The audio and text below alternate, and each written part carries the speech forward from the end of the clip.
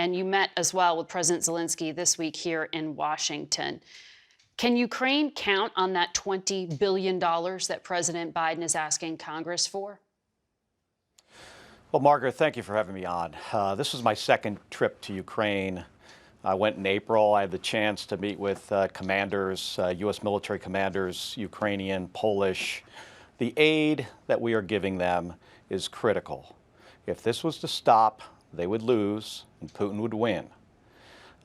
So I am, motivated to get this done in the United States Senate. There's bipartisan support for this in a CR, providing funding for Ukraine. And we've got to get this across the finish line or this would be a disaster. Bipartisan support in a short-term deal, you said. Would you vote for a short-term deal if it didn't have Ukraine aid in it? You know I'm asking you this because the House, there's a problem getting this through. Hey, for years when we've done CRs, they've been bipartisan. Senator McConnell feels like we should continue to support Ukraine. Senator Schumer as well. Working across the aisle in the Senate, we can get this done. The dysfunction in the House is unprecedented. Do you know who really cares about whether or not we fund Ukraine or not and continue to provide the support? It's the Chinese president. This has implications across the globe. I spent some private time with President Zelensky, just this last week and, try to reassure him that this is coming.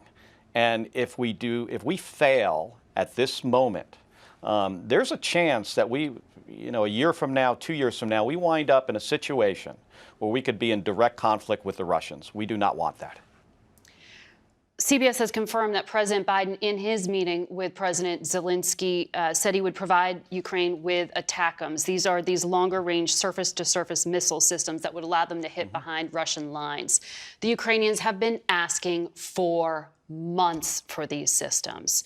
Whether it's the F-16s or the ATACMS now, are you frustrated at how long it takes for approval to happen for these systems? Yeah, this conflict's been going on for a year and a half now. And in the beginning, we provided artillery, ammunition, eventually HIMARS. F-16s are not like other weapon systems. They're complicated. You have to train pilots. You have to train maintainers. I worked with the administration on that. We've gotten them cluster weapons now. ATACMS is an additional capability. There were some issues we had to work through.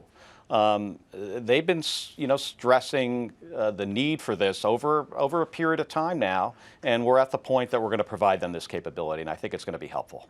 What restrictions should there be? Why the apprehension for so long?